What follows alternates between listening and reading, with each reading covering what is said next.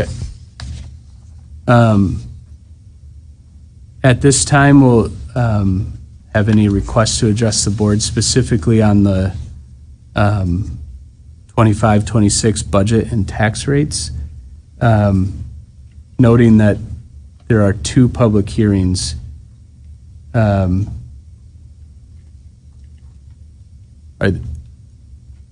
have two sets of lists on my sheet here, so Don Hinkle, here for the next one.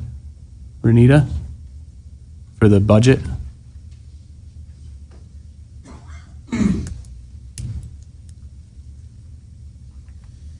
Good evening. Renita Bonadies. I had asked MPS through Facebook about a detailed budget. I was told the level of detail of the budget referenced on the MPS website is all that the board receives and approves. I see in the agenda packet there is again only this high-level accounting of the budget. When I asked for a more detailed account level of the annual budget, I was told that there's a check register online where I could see all of those transactions. So I guess MPS has the position that the previous year's check registered is considered current information for the public because the current link on the website is 2023-24. So the lack of financial transparency is an issue. After the bond proposal defeat, it would be clear that the public would like to see more real-time information. A few examples: the current budget in a more detailed breakdown, the current year's check registered, with a note that it may change with accounting and adjustments or corrections until the final audit. Employee compensation for anyone with a total compensation over $100,000, not just those with wages exceeding $100,000, just to name a few. If this district is to regain the trust of this community, I would certainly hope that this board is willing to do much more to be open and transparent with the public on many topics. One good start would be to make the agenda packets for these board meetings available to the public at no charge. There was a button on the board website that said agenda, and the other one said agenda packet. So apparently at some point they were available to the public. However, I do see that MPS is in the process of changing their website again. So I'm expecting this option to go away and only show the agenda option. That way, others will not know that it was ever an option. So I guess when almost a decade of board meeting agendas and meeting minutes disappeared about a year ago and never came back, that this will be yet another way to erase history with this new website update. This is all certainly not going in the direction of transparency with the public and building public trust in this board or school district. You were elected to represent the people of this community. Why wouldn't you want the people to be fully informed about what is going on?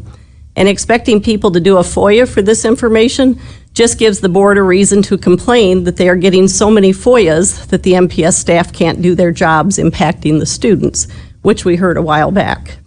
I guess putting more information online could save some of those FOIA requests. You can do better, and we look forward to you doing so.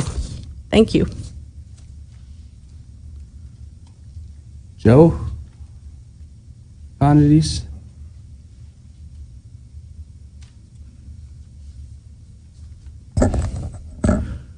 Greetings. We are now in the board's lame duck session after the defeat of the May 6th megabond.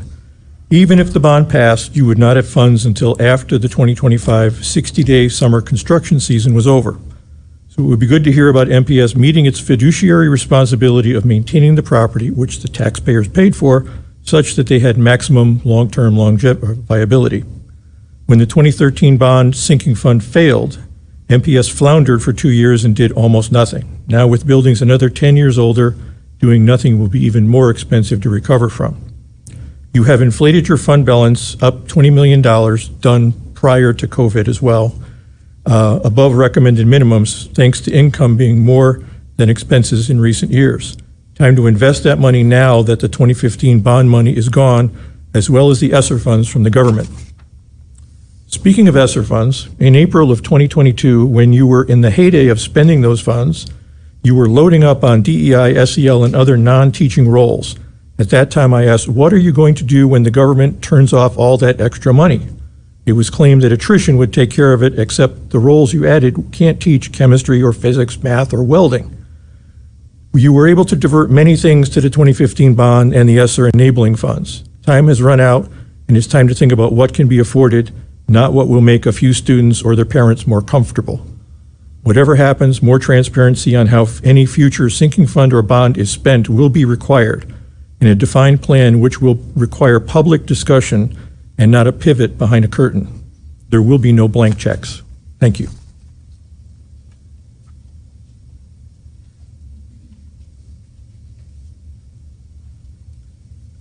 I'm having a little hard time with the penmanship. Is it Josie or Joey? Joey. Welcome.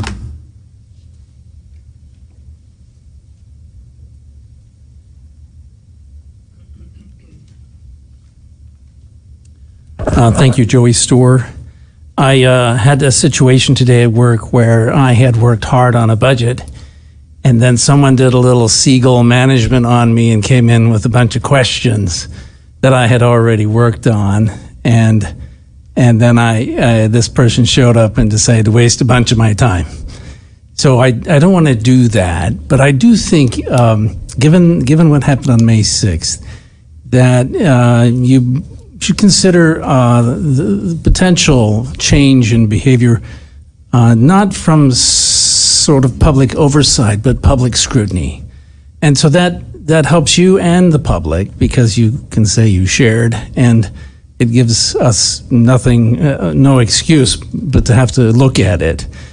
We are interested, and we see some line items that look a bit excessive, based on what we know. We'd like to ask questions. So I think that would be a great dialogue between the public and the schools. If it wasn't the case, like Renita said, we had a chance. We looked for the budget in advance today so that we could have a chance to, to absorb it. I think a nice job. It was beautifully presented, but really no time for scrutiny or understanding. So we have to have that, and I appreciate considering that in the future. I think it'll be great to improve our relations and understanding of each other. Thank you. Thank you, Joey.